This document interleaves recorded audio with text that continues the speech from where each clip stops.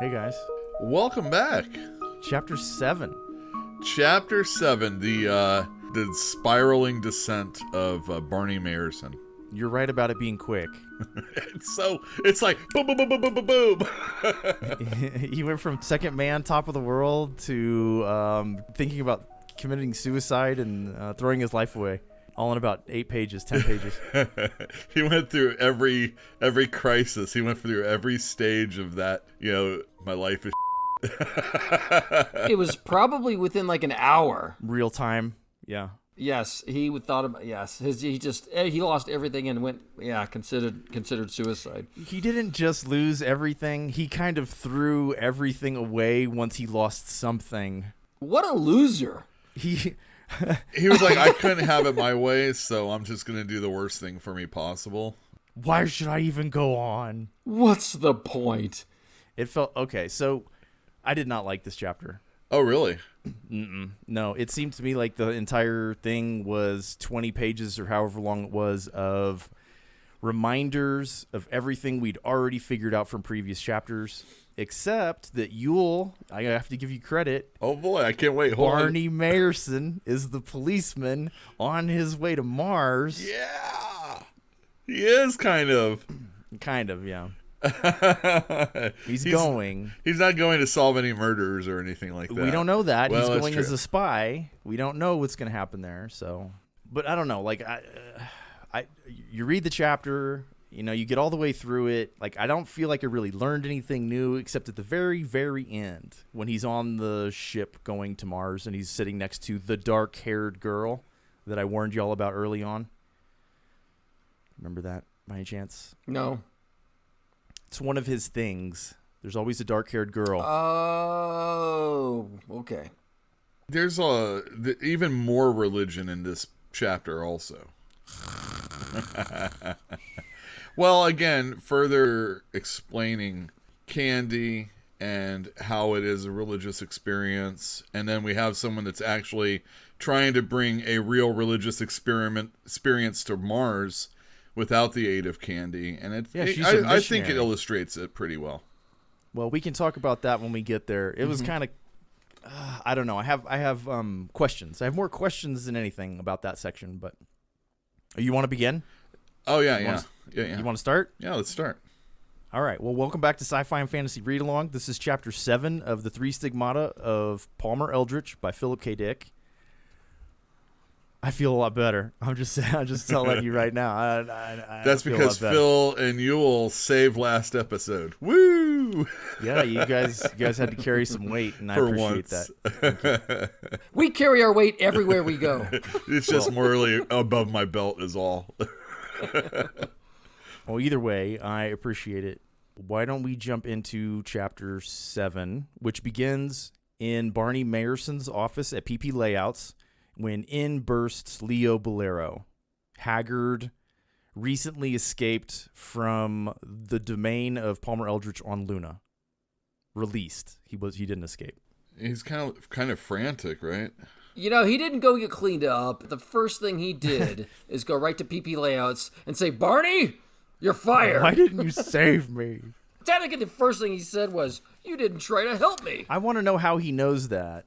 Somebody snitched. Well, Dr. Smiles. Somebody snitched on Barney. Definitely. Dr. Smiles knew. Well, okay. How do you know that from this part, though? I did. I knew that from last chapter. That Dr. Smiles... Oh, yeah, because Dr. Smiles knew... I don't remember exactly what it was, but it was clear that the Dr. Smiles in the Palmer Eldritch universe contacted Barney and Ronnie outside in the real world. Because they knew that he was on Sigma 14B. Which is weird, right? He shouldn't have been on Sigma 14B, and that's where Barney would have gone. It was complicated, but there was this connection between Dr. Smiles in the real world and Palmer Eldritch's world at the same time. So sure. There was something in there. I was led to believe that Palmer knew and was ready in case he came or something. Who knows? You want to go back and read it? Not at all. You're talking about prepared to receive him if he got right. Barney, him. The gumption. Yeah, if Barney got the gumption to come to Luna to rescue Leo or to Sigma 14B, then... But where was Leo? I don't know. Which one was he actually at? I don't know. Yeah. Anyway, so Leo's pissed. He's fired Barney, and he's like, wants to have this conversation. He fires Barney. Barney's like, all right, fine, and I'm packing up, just like that. You're right. I failed you. He didn't want to get any other information before he fired him other than, where were you? Why didn't you come looking for me, buddy? And it wasn't even that. It was a pointed question. It was like, you didn't try and help me. And he's like, yeah, you're right. And he's like, you're fired. Do you guys remember that he, one, thought he was going to die if he went, and two, if he sent a rescue party, he thought they would kill Leo? Right. Yeah, that's right. He went through both of those thought processes. And he's a precog, so I assume he went more than through the thought process. I assume he looked. Obviously through newspapers and stuff like that, or homeopapes. The thing I like is, like, Leo fires Barney, and then he wants to have a conversation with the guy. Yeah, he does. Almost like he didn't fire him, right? As we find out in this chapter, he has no chance of getting his job back. Like, it's never going to happen. Leo's firing this guy. It is over. And the conversation he has, although it sounds like he's buttering up for, maybe I was a little rash, he isn't going to say that. But the conversation that continues is interesting and strange in a way, because it does feel that way to me. Yeah, but in the beginning, Barney doesn't even defend himself. He's just said, okay, I understand. I'll go. And he's already seemingly defeatist. There's a couple lines in here where he gets the gumption to defend himself, but it's kind of half-hearted, it seems to me. He's not defending himself because what he's being accused of is true. I think he's having a moment of self-realization. Barney said to Leo I was going to die if I went and did this thing. That's the kind of conversation where Leo is almost sounding like he's, going to give him the job back. He's defending himself. Right, but then Leo's like, you fool. You didn't have to send yourself to go do this. You could have sent people, Do you see what I mean, though, about, like, this feels just like last chapter? Like, we already knew all of this stuff. It's just, now we're just seeing Leo's actual reaction to learning it. It's a little bit more of a character chapter also. Barney. He's packing up his stuff, and he stops when Leo tells him how horrible it was under Palmer Eldritch's control. He's a magician. He's a magician. He sounds very, very moved. He made himself into a little girl. Oh, he was doing all sorts of things we never could have thought about, That's what Leo says.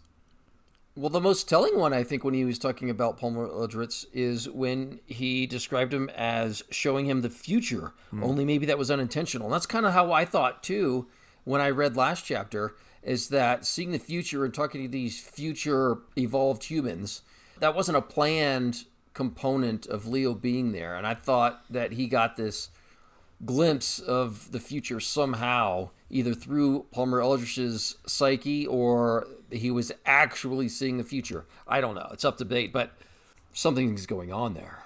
Leo also says that he never actually saw Palmer Eldritch. But the extra bit of information is that, or supposition, I guess, is that Palmer Eldritch might not be Palmer Eldritch. He's all space aliens could have come in and eaten him and taken his skin and dressed up, and that could be the person that we're talking to. That type of thing. More convinced than ever that Palmer Eldritch is not human. Yeah. He says that, but, being the devil's advocate here, there's not a single piece of evidence that says that he's not human. I mean, there's circumstantial stuff, such as he crashed on Pluto, who knows why. He was in a hospital on the UN and Leo wasn't granted access. He was on Luna when Leo was captured, but guess what? Leo had this "I'm going to kill you" device in his tongue, and that was all the more reason to not show your actual face there. You may have a bomb in your belt or something. Who knows? What do you think about Leo's assessment that the Gluck was not created or invented by a human mind? I could create something not invented by a human mind. No, you couldn't. You're a human. I know, but the point is, he's highly evolved. But does he have imagination, or is he just intelligent? Well, remember, he doesn't like the layout, so I think he is probably very imaginative. I'm just saying, that's the only piece of evidence I have seen, and it's his inference. Again, it's his opinion that it could not have come from a mind of a human. We know how common opinions are.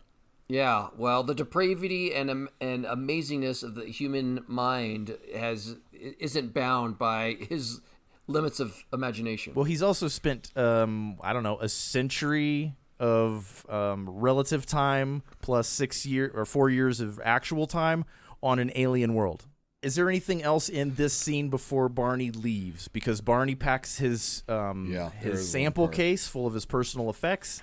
He shakes hands with Leo, and he departs for the elevator. Well, Leo begs him. He's like, don't make me do this. Keep me on here. And that's like his last-ditch effort to hold on. Yes, Barney makes this last-ditch effort and begging Leo Bolero to keep him on. And Leo said no. Isn't he threatening to go to work for Palmer Eldritch? Because what choice do you give me? Well, yeah, see, that's the conversation. He's like, well, I guess I have to. What else is a pre-fash going to do? So I guess I'll go work for Choosy. And then Barney's all, well, you're setting me up to be my enemy. And he's all, isn't that what's going on right now anyway? Leo again, but okay. Oh, shoot. The names, once again. What I'm saying is I don't know if Barney is actually begging for his job back. He's just like saying, if you got a problem with this stuff that's going on, then the easiest thing to do is not fire me. But that's not the way this is going. And yeah, he basically gets his stuff and gets out. All right, so out in the hallway, waiting for the elevator, Ronnie comes up breathlessly. What's going on? I heard you got fired. I guess Dr. Smiles must have told her too, right? Ronnie, I am, what does he say? I'm quitting. That's it. Or I'm fired. That's it. What else can I do? How can we go on living together if you work for Palmer and I work for Leo? Why would that be such a thing? I mean, just because Leo's such a dick that it would be a hard strain for them to like stay together or something? Or because they're like, I don't know, man. Adversaries in companies? Well, come on. This guy, it's like, I can identify with him at this point. You called him a loser earlier. I know. You can identify with him. That might have been before the recording. Hey, I've hit bottom before.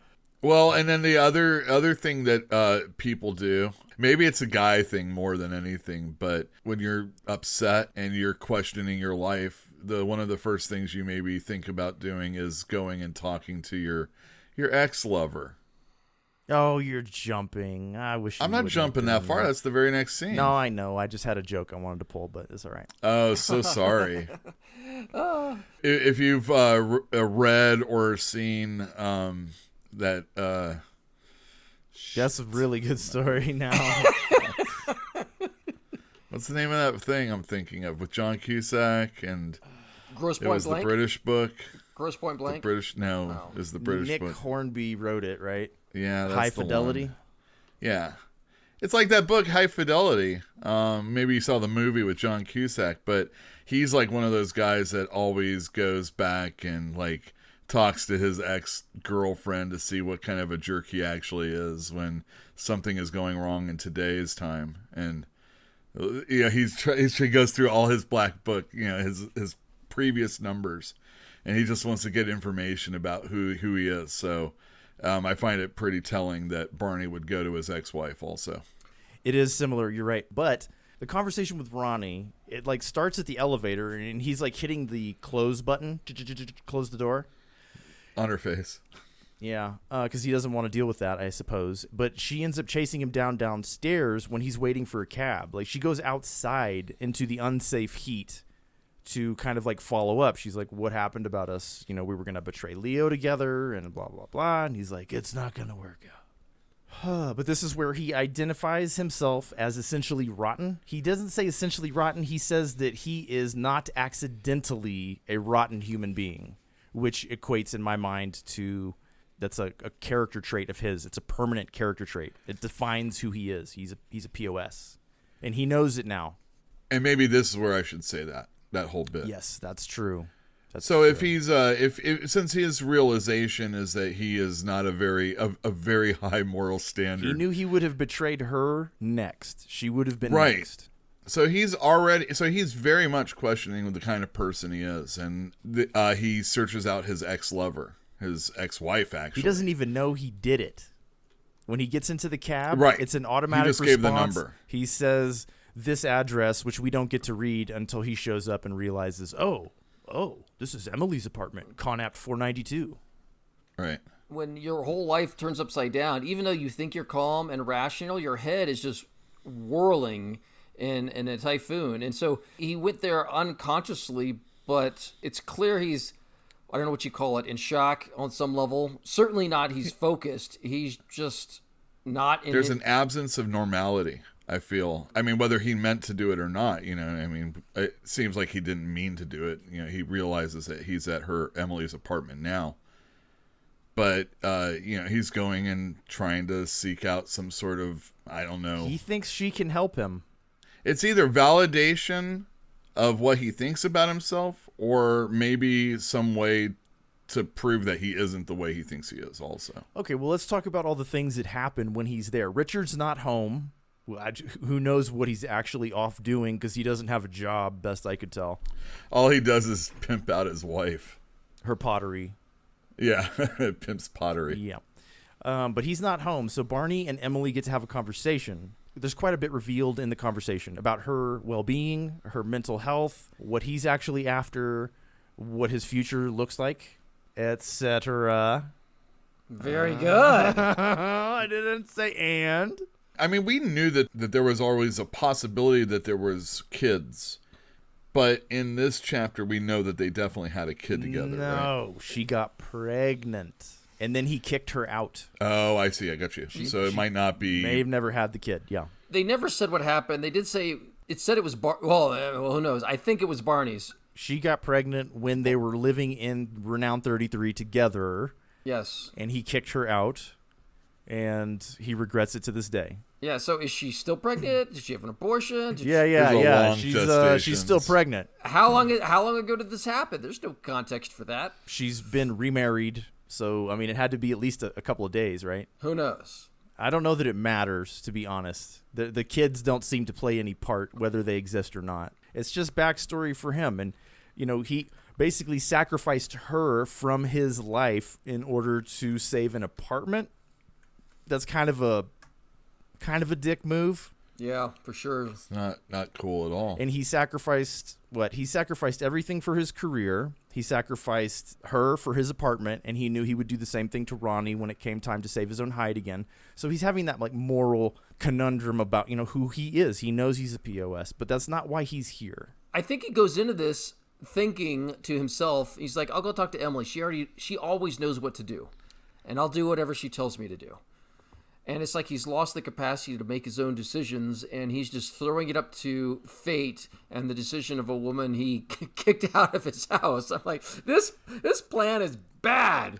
He knew it going in. As soon as he walked in, he knew that the decision had already been made and that it was kind of a waste of his time to ask her opinion. He said, I came to ask you something, but I already know the answer. So I think this whole scene was him saying goodbye to his life. You know what I mean? Tying up loose ends. He claims that he loves her and that he knows that it was a mistake, that he left her, and he has regrets about this. It's kind of like AA, right?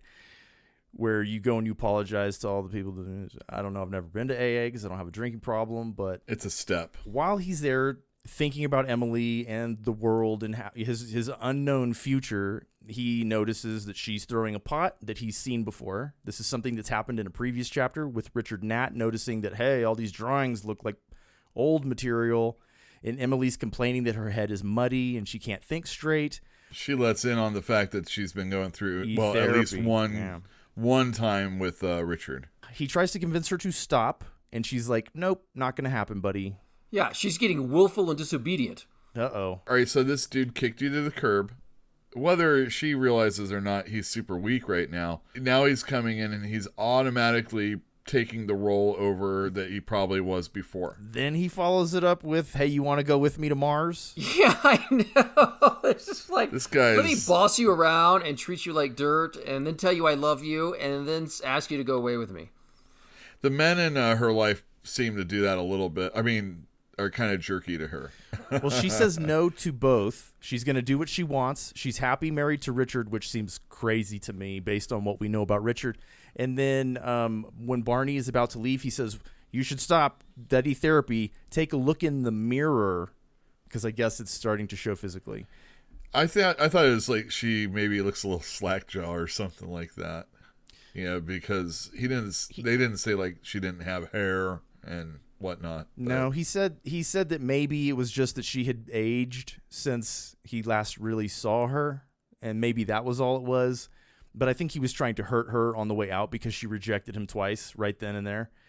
Yeah, there's some concern, but I don't think he was trying to hurt her. It probably did. But I think he was just trying to level with her, and he was just being blunt. And he's like, look. Well, he feels sorry for what he said or how he said it. I don't know. It's probably a little bit of both. Column A, column B in that situation. Sure. Like he's helpful and he's hateful all at the same time. So when he tells Emily that he's going to Mars, she's all, oh my gosh, I can't believe it. I can't even picture this. And, what it would be like to live there. And his response is that, well, I can chew candy. I think that's him hitting bottom. Yeah, this whole next scene is him just throwing one long pity party. He does leave her apartment. He goes out onto the street to get another cab, and he's thinking about walking out into the street and just letting the sun burn him to death. Right, that'd be a way to go. And it wouldn't be so bad. I don't know if it would be fun. That seems like it might hurt. It might be quick, though. I feel like it would be slow and painful and miserable, and people would probably find you before you died and drag you to safety, and then you'd be in the hospital for years.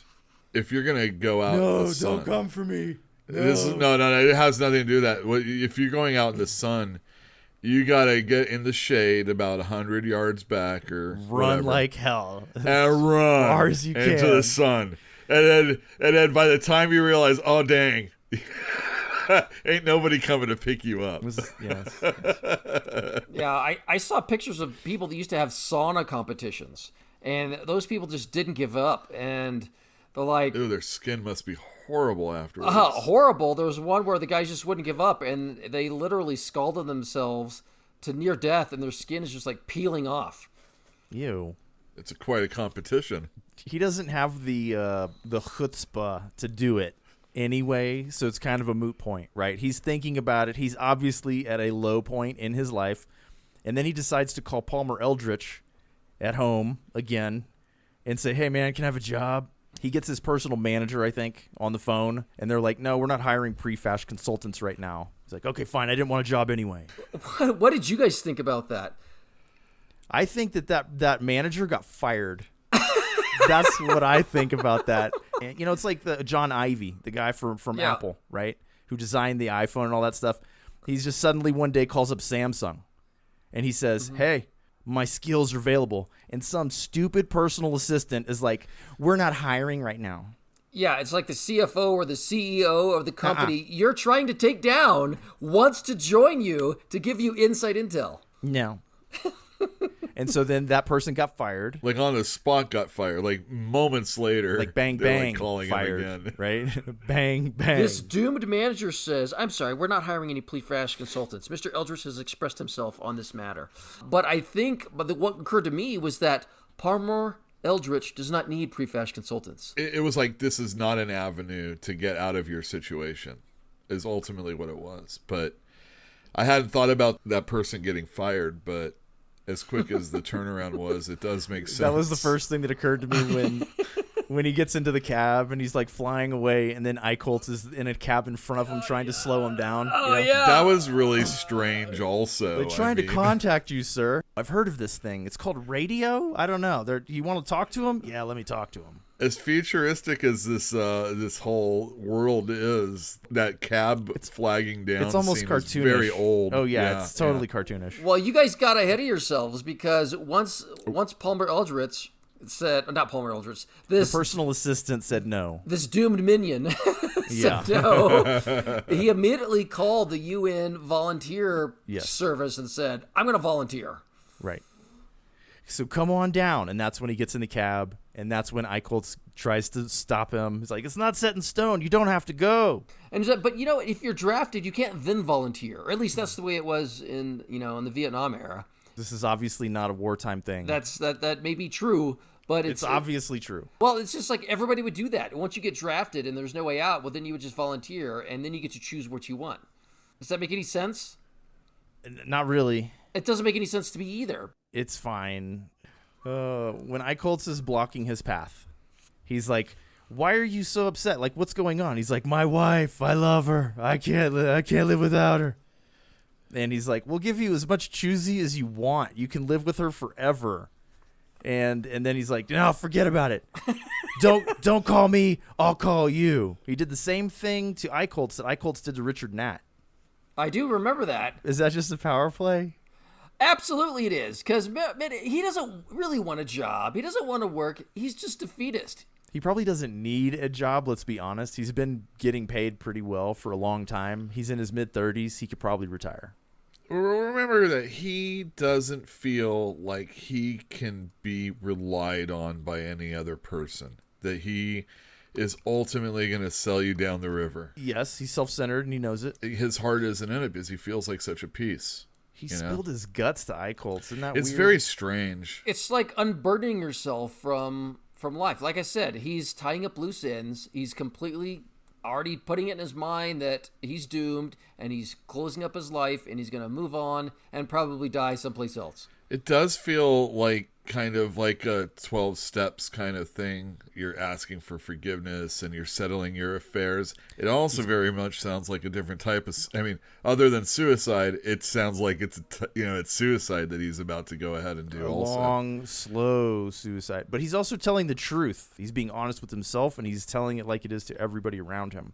Whether they are the people that need to hear this information or not. No, it's probably very selfish. He needs to be the one telling it and being honest right now. Can you guys look at the bottom of 120? And I'd like to discuss with you guys what you think about what it means to say that it was the wrong alternative. In Barney Mayerson's mind, he had two alternatives.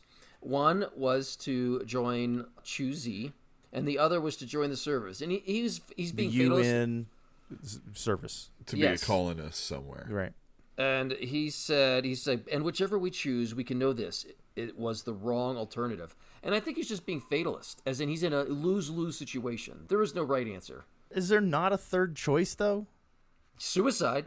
Doesn't it seem like those are not his only options right now? There's parts of this world we don't know. I've never seen a grocer. It's all corporate. I don't know what this guy wants to do. You're right. He could have a ton of money. It really wouldn't matter. Almost certainly. I would hope so. Being like a number two in a company. He was number two at PP Layouts. He was rich beyond belief. Even being rich wasn't going to keep him out from the colonies, unfortunately. Yeah. It should have. It should have. That's the way it if works, we're being right? honest, it should have. That should have been enough. Yeah, well, he was drafted, so that's what I mean. It didn't seem to me like he had a lot of choices. He was going to be drafted, and even all the way back in chapter 1, even though he was fighting it, I thought they said that there was no way to beat the draft. You're going. You can kid yourself. That was Leo. So he doesn't have choices. He says that any alternative that he makes is going to be the wrong one. Yet he is quickly making his mind up on what he wants to do this entire chapter. He let fate push him in the direction. He's going with the flow, as it were, almost. Kind of, hold on, who was doing that? Billy Pilgrim. Billy Pilgrim was going with the flow. Wasn't there a Steven Erikson character that was doing the same thing, though? Really? Oh, no. It was Le Guin. Oh, it was Le Guin. All right. Yeah, it was Sparrowhawk. Nice. Yeah, whatever. It's got to do with Taoism. All these stories that we're reading, all these novels. Yeah. There's elements of everything in each other ones, I feel. Oh, yeah. Or at least the more you read, the more connections you'll see. Yeah, for sure. There's only so many stories you can write, right? Mayerson, he takes his physical and passes. He takes his mental and passes. And then he takes the oath. Terra is great and good and the mother and all that kind of stuff. And then he's sent home to his apartment to pack. He's going to be on a plane within 24... He's going to be on a ship within 24 hours headed to... He doesn't know. Have you ever done something like that where, one day you were living here and then 24 hours later you're embarking on your new life? Yes, I have. You didn't know 72 hours ago that you were going to be doing it, but it was literally 24 hours. Yes. Really? When I was living in Colorado and I was working in wind, we were traveling technicians. I was there for 4 years. I had an apartment. And then one day they called me and they said, Pack, you're going to Maine. And I said, oh, that's a long way away. It's disconcerting. This guy doesn't know what he's going to see on the other end. You don't even have candy to look forward to in Maine. Yes, he does. No, I mean. Well, I'm telling you, almost the exact same thing happened to me. I got laid off for my forestry job in Arkansas, and like within 24 hours, I was gone. And I left my girlfriend, I left my house, left my apartment. I just packed up everything and left. Wow. Where did you go? I went back to my parents' house. Oh, well. Way to go, that's Barney. the thing. There ain't no parents on the other side of this guy's trip. Well, I know, but I thought about it. I had a plan. That's why he wanted Emily to come along. She's the rock in my life that I left behind. Come on with me to Mars, baby. Yeah, he's basically grasping at emotional straws. So Barney is at home packing, and he gets a phone call from some UN functionary to let him know, congratulations, Mr. Mayerson. Yeah, they get the name wrong, too. I was like, this is weird. It's weird. It happens too often. It does. And did you notice the word smile? Yes. Yes. Okay, so the first person to ever do this to Barney was Dr. Smile. He called him Mayerson. Mm-hmm. And then it has happened subsequently a number of times to Barney. And now it's a smiling UN functionary. And the word smiling is italicized, like he's shocked that she's smiling, but like that's not how I read it. I read it very much like the author is trying to put into my mind a connection between Dr. Smile, the mispronounced name, mispronounced. How do you mispronounce? That's ridiculous. I don't know. Well, don't forget, Leo, when he was choosied trapped by Palmer Eldritch, he was it a Dr. Smile also, or was it a character in that land that called him or said his name wrong? Bolero. There was, yeah, exactly. It was Dr. Smile again. It was Dr. Smile again. It was Dr. Smile. Cool. Good memory. I don't know if this is supposed to be some sort of like comedy relief. It's not funny, and it makes me suspicious. It makes me very suspicious that he's already living in the Matrix. It kind of felt that way a little bit also. Yeah, yeah. Something like that. Yes, exactly. I mean, obviously, everything we see these days is derivative of something that came before it, but this novel feels like a lot of everything that's being made these days is a derivative of, like, at least Philip K. Dick and the concept of, AI and our place. He's very, very influential, like, and I resent the fact that even in my mind, I say it's like the Matrix because this came so far before the Matrix. Yeah, it's not fair to this. Right. F the Matrix. But it's the Matrix that everybody knows, right? Sure thing. If you say the Matrix, everybody understands you're living in a virtual reality. It's indistinguishable from the real thing. You don't have to explain it. You just say the Matrix and people understand. Hey, if we ever achieve it, it's going to be warp drive. Why call it something else, right? Yeah, well, yeah, they already call it the Alcubierre warp drive. Right, exactly. It has a name. It's got a name. We just need the thing to fit the name is all. Yeah, the math has to be worked out. You need almost as much energy as the universe has to run it. So like it's a shame to like reference the Matrix, especially since it came so far after all this other stuff that we're, that's come before it. True. But it's the topic on the brain of people that know this stuff, and right. I think unfortunately you just have to keep going with it. No, you're right. You're absolutely right. All right, so this UN functionary, what did the UN functionary tell him?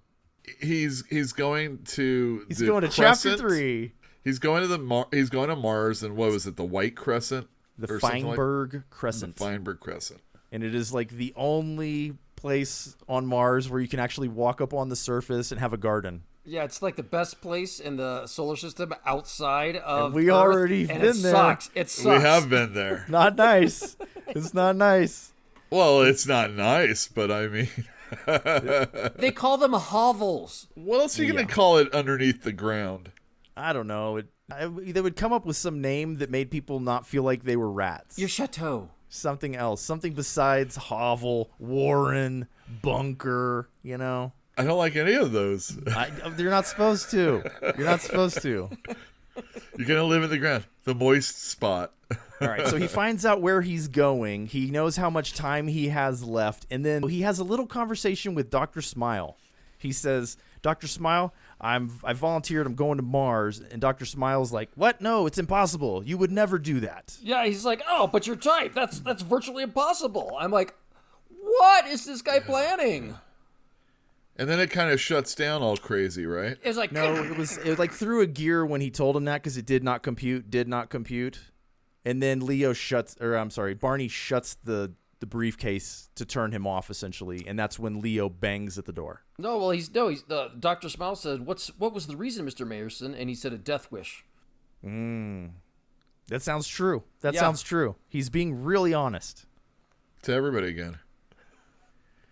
Oh, maybe that's the first time he's been honest to Dr. Smile, and that's why it was so screwy. Maybe. All right, so Leo's at the door. He's like, Dr. Smile told me everything. He's been in my pocket. I've been paying him all along, which means that the AI participate in the economy. Yeah, I had that big question mark. I was like, how can you pay AI? Obviously, you can. Obviously, they have bank accounts and etc. I did it again. They have bank accounts. You can bribe or pay off or whatever an AI. I guess so.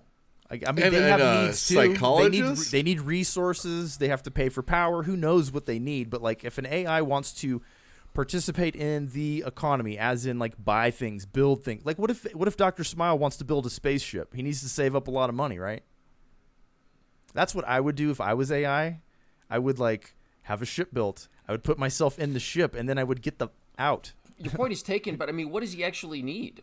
I don't know. Sounds what like he needs a briefcase on the other side of some other place, and then he can travel there too. I didn't bother to actually speculate on this topic. I just noticed that he was part of the economy. That's all. What does he need? Resources to like network and spread to every household and building on the planet, so that he's literally everywhere. Who knows what an AI needs or wants? Maybe he literally just wants to make paper clips. Oh, yeah, the paperclip. I mean, we don't know. We have no idea what he could want. But obviously, Leo was paying this AI off to get information. He's like, he was in my pocket. That doesn't seem very ethical, if you ask me. What, paying off the psychiatrist? Yeah, to tell you about your employee? That doesn't sound very ethical at all. No, that doesn't seem ethical. You're right. So wait a minute. Dr. Smiles was already on the pay of Bolero while he was in that universe. Maybe that's why Dr. Smiles contacted Barney. It just seems weirdly connected. That's what it seems. I thought it was Barney that contacted Dr. Smiles to let him know that, like, your services won't be needed anymore. My apologies. I was talking last chapter when Leo Bolero was trapped in Palmer Eldritch's world. He talked to Dr. Smiles and got him to contact Barney. That's the part that is a little weird. I didn't know if I could fully believe last chapter when that kind of stuff was going on. Number one, because he travels to New York and it wasn't really them, obviously. But then when he's talking to Dr. Smiles and Dr. Smiles is relaying this information to the other Dr. Smiles to tell Barney, I was like, is this real also? But then apparently it is. Hence the firing and all this other stuff. I think Philip nailed it last chapter when he said that the point was essentially to make reality and unreality indistinguishable. Right. I think that was the point. And it worked. Like, it worked well. I couldn't tell. I was confused the entire time. Didn't know what was real, what wasn't real. Too much contrary evidence, right? Too much. But let's talk about this chapter. Oh, yeah, we are. So Leo busts in. What is he doing there? He is not there to tell Barney that he's got his job back. That's for sure. No. He's also delivering a lot of truth, but he's offering him a different job. A job with Felix Blau. Felix Blau is what? Is he the UN guy? Or no, he's the guy that gives... He's the private security force. That's right. The private security force that works for Leo. The idea is that he's going to go to Mars, Barney is. Barney is going to go undercover and act like a Mars colonist. It's not very undercover, but yeah. And he's going to, live a life and try and make sure that Choosy is not the drug of choice. In fact, Barney is going to say that Choosy is actually extremely dangerous to my body chemistry or something like that. And they're going to get it banned from the colonies. Don't worry about the wording. We'll write the letter for you. Right. But this is how Leo is planning to delay Palmer Eldritch in taking over his company. Well, but no, Leo levels with Barney and says, "It's already happened. I'm gone. I'm dead." It's like, this is my last Hail Mary pass to salvage anything, because it's a runaway train and I'm on it. Was he really that defeatist? Oh, We're not talking about Barney. We're talking about Leo Bolero. I don't think he was defeatist. I think this is just him coming up with another strategy by which to maintain, I'm going to say, solvency. I mean, I was talking about Leo. Who are you talking about? Yeah, I'm talking about Leo. Leo's not a defeatist, though. He's going to fight Palmer Eldritch tooth and nail. I agree. That's what he's doing. But who said I'm dead? When you said I'm dead, you were referring to Barney, not Leo. No, I was referring to Leo, because Leo already has leveled with him, and he said, like, my entire business is sunk. This is what I have to do to keep it afloat. I'm outmaneuvered on every corner. I like the part where where Leo is explaining the plan. He's like, you're going to go to Mars, you're going to take the drug, the Chuzi, and you're going to explain how horrible it is for you. Leo says, we'll keep it off Terra completely, talking about Chuzi. Actually, it's ideal. You quitting your job with PP and going to Mars. Leo said that to Barney. And it's like, Barney didn't quit his job. Leo fired him. I think that's the story he's going to That's going to be the ruse, yeah. But whether or not, like, the plan was fire him, we're going to send him to Mars, he's going to be our spy on the inside, I don't know. Maybe Leo was very super upset that he was betrayed the way he was. And not only that, he sussed out the fact that Ronnie and Barney were trying to possibly take control of the company, especially if Leo were to die. He knew Barney wanted to replace him, and he understood. I mean, he calls him out in this section. Right, he didn't say that about Ronnie, you're right. No, you were trying to replace me, but you're not fit for command. Essentially, you're too petty. I mean, Leo's the kind of guy that it doesn't seem like he really wants to give up, right? And Barney has given up. He gave up his wife and his life so that he could stay in this job and get a better apartment. And now he can't have it, and so he's completely abandoned all hope. He's crying all the way through to Mars. All right, so there was a little thing at the very, very end where Leo said that, trust me, buddy, I've got it worse than you. Palmer wants me dead. Right? And then Barney realizes that if he helps Leo defeat Palmer, Palmer's going to wish him dead as well. Yeah. And he did not envy himself. Right. And that's essentially the end of that section, unless you guys have anything else. I've had this thought in my head for a long time that Dr. Smiles was actually controlled by Palmer Eldritch. Okay. On some fashion. And you know how Palmer Eldritch kind of like either he sees the future or he predicts the future or he sees all the possible futures, some variation of that.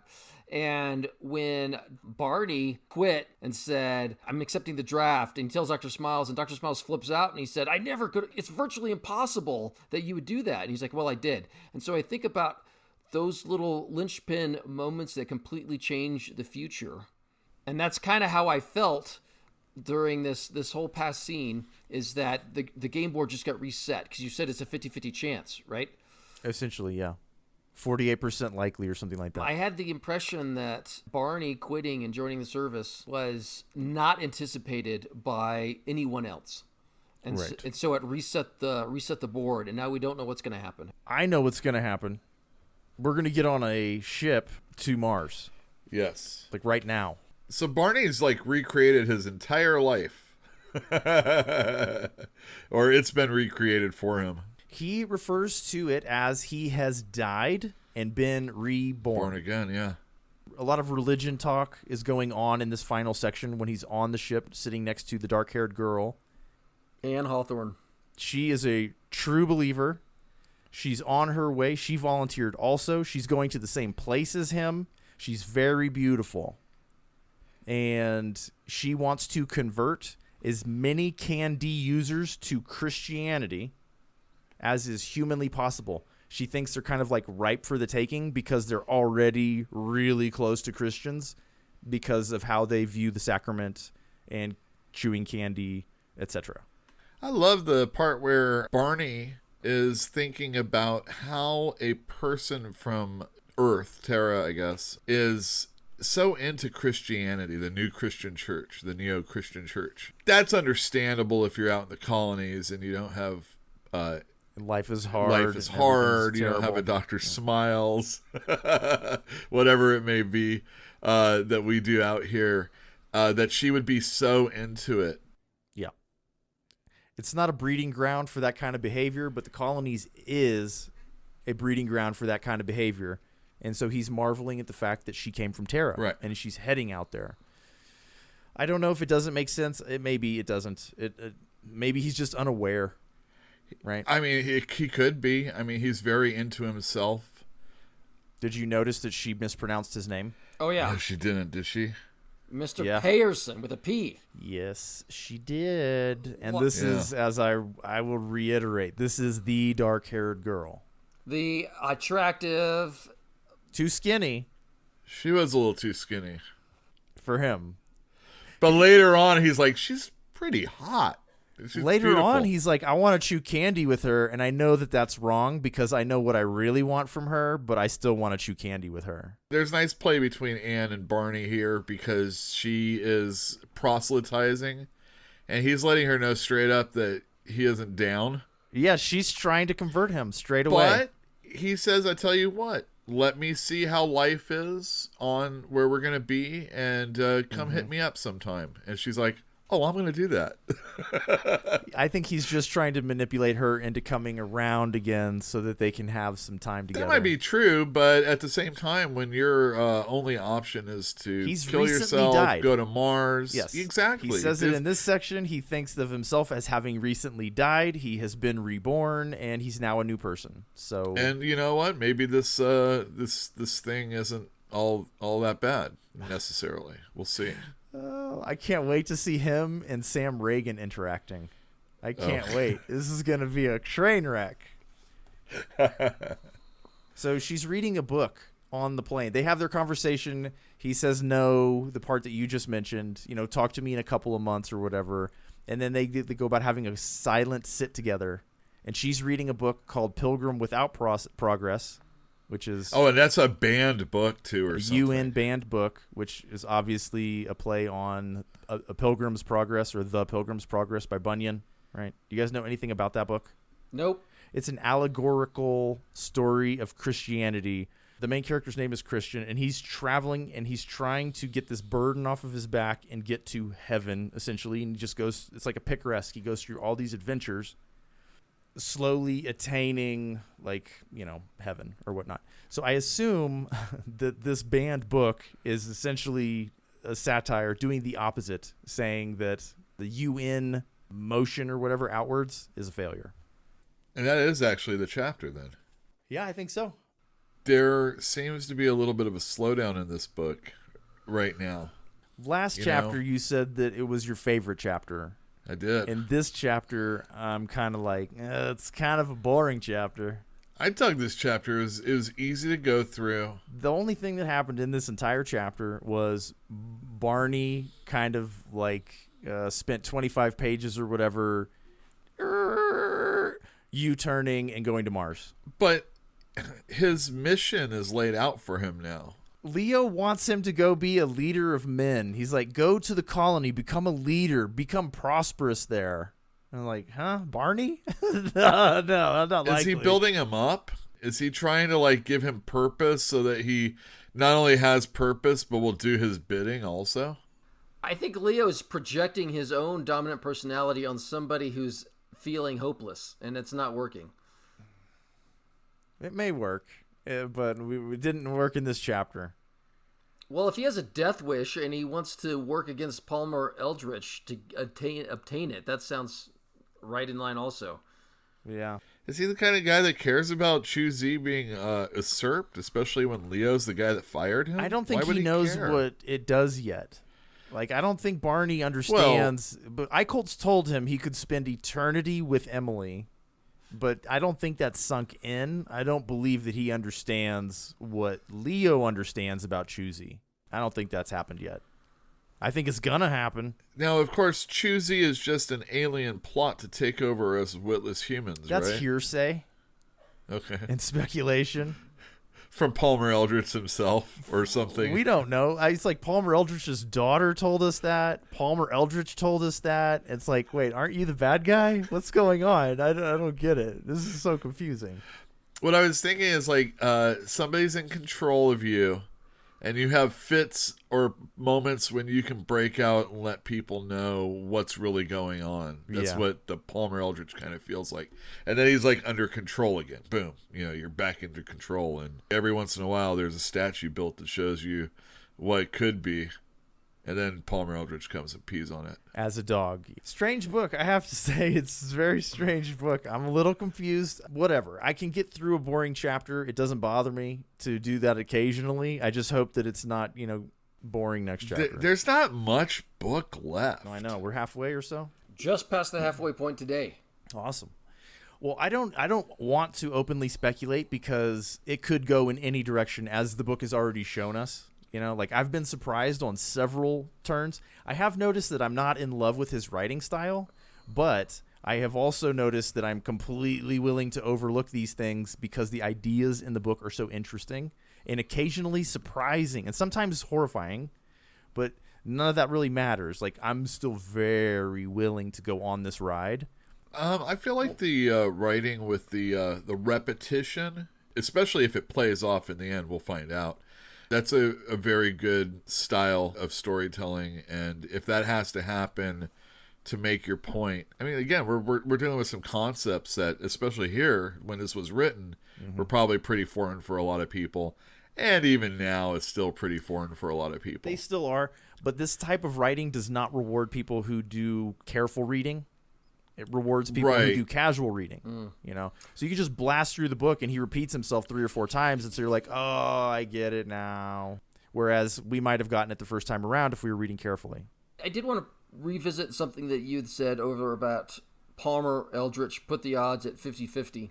Whereas at the end of last chapter, it seems like it was like 90-10. It was like he had all the cards and Leo was absolutely outmaneuvered. But in this chapter, it kind of resets it to that 50-50 format because you see the potential for Leo to stand up and do something. He just kind of got, sideswiped or blindsided, as it were. While he was trying to lay a trap for Palmer Eldritch, he walked into a trap by Palmer Eldritch. He was psychologically affected, for sure. I mean, he came back shooken. He recovered quickly, though. He's already been in contact with Felix. He's got a plan. He's going to go ahead with it. He may not have anything to lose. I think that's exactly where he is. He has nothing to lose. Yeah. And or like everything I said, to lose? He was already convinced that the entire solar system is at stake. And I think he's not just thinking of himself. And I think he's the anti-hero or becoming the anti-hero. If I were Palmer, I would not have let him go. I would have kept Leo in Sigma 14B forever. I would have replaced him with somebody like Eichholz, and game over, right? He wins. So there's got to be something more to it than that. He can't just replace people. Exactly. Well, remember, he wanted his entire infrastructure network, and so it would be easier if he was given it. If Leo Bolero just gave it to him, right? And that's where I'll go back to this unpredictable moment of him quitting and joining the service. But I think that was one of those linchpin moments that Palmer didn't foresee, or that was a 1 in a billion. He's like, oh my God, the 1 in a billion just happened. Oh, crud. We'll have to wait and find out. You guys have any, you got any final thoughts? Nope. We are going to get on to reading chapter 8. We'll be back with that in just a few days' time. Take care, everybody. Good night. Good night, all.